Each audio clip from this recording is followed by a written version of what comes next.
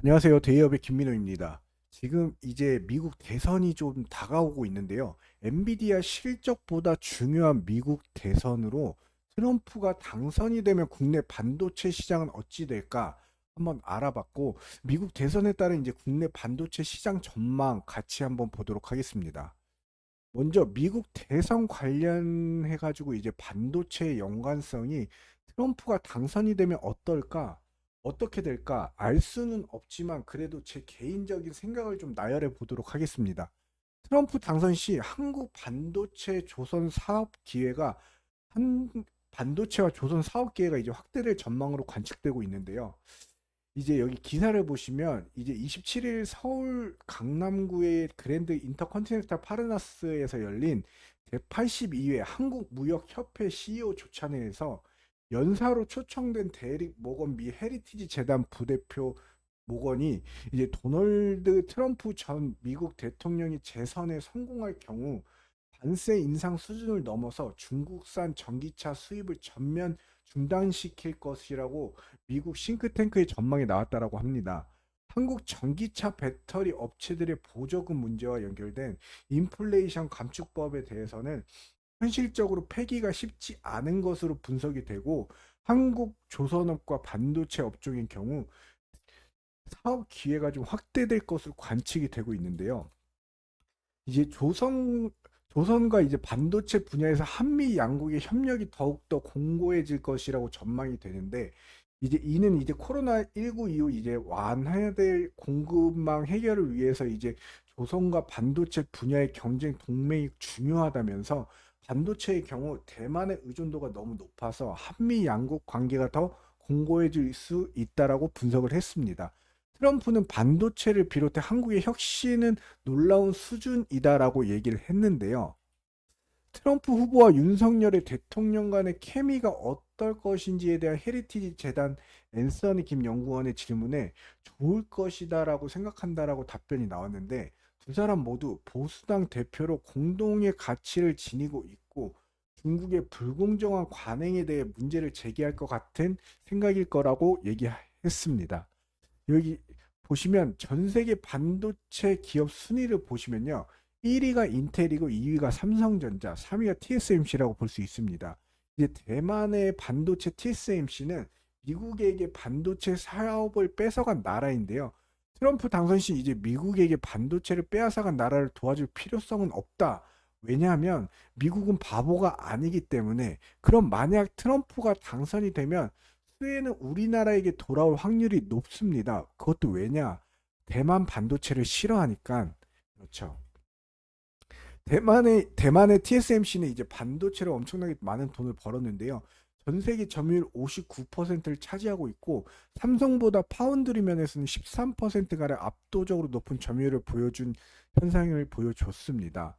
여기 보시면 트럼프는 이제 뉴욕 부동산 재벌인 뛰어난 부동산 사업가와 이제 목적에 부합하기 위해 야심과 화려함을 좋아하신 어머니 사이에 태어났는데, 도박꾼의 기질을 갖고 공격적인 사업을 하길 좋아하는 트럼프는 절대로 상대방의 입장에서 협상 대상자로는 피하고 싶을 인물일 것입니다. 트럼프는 이제 머리가 좋고 협상에 정말 뛰어난 자질을 갖고 있는 건 사실입니다. 그러므로 이제 현 시점에서 중국과 이제 미국은 관계가 굉장히 껄끄럽고 안 좋은 상황인데요. 중국과 대만 간의 관계는 매우 또 복잡하고, 이에 대한 이유는 이제 역사적, 정치적, 경제적, 국제 정치의 요인들이 얽혀져 있습니다. 미국이 중국과 대만 양안간 관계에 참여하는 이유는 여러 가지 이유가 있는데, 미국은 이제 동아시아 지역에서 중국의 영향력 확대와 균형을 유지하려는 노력을 하고 있습니다. 대만의 안보와 민주주의를 지지함으로써 중국의 영향력이 과도하게 커지는 것을 방지하고자 함인데, 근데 만약에 중국이 대만을 먹게 되면 TSMC가 이제 중국 손에 들어가게 되고, 그렇게 되면 이제 미국 입장에서는 미국 반도체 및 첨단 산업의 미래를 중국에게 공짜로 넘겨주는 것이니까, 그 공짜로 넘겨주는 거에 이제 다름이 없으니 트럼프 입장에서는 이제 굉장히 중국을 싫어할 수밖에 없는 이유가 되겠죠.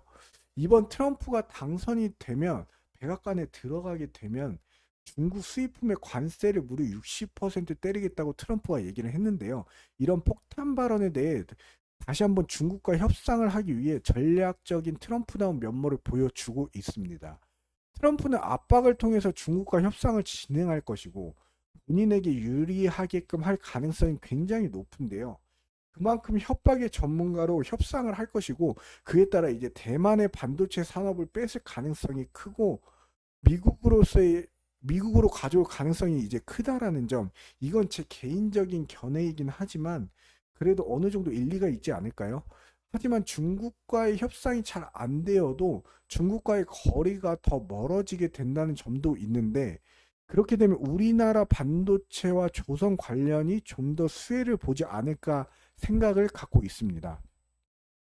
미 대선을 앞두고 현재 국내 반도체 업계에 긴장감이 감돌고 있는 건 사실이지만 현재 미국 내 반도체 팹을 짓고 있는 삼성전자와 SK 하이닉스 등 관련 기업들에 대한 지원 정도가 대선 결과에 따라서 이제 달라질 수 있기에 해외 기업에 좀 더 부정적인 도널드 트럼프 공화당 후보가 당선이 될 경우 어떻게 될지는 아직 미지수라는 점이 있습니다.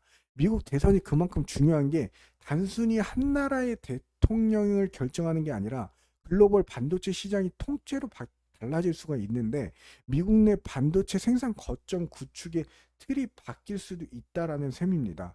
국내 반도체 업계에서는 최악의 시나리오로 아직 미국 반도체 공장을 시작하지 않은 SK 하이닉스의 경우 대선 결과에 맞춰서 거점 구축 여부를 재검토할 가능성이 있고 SK그룹 최태원 회장은 보조금을 주지 않는다면 완전히 다시 생각해봐야 할 문제라고 말했습니다.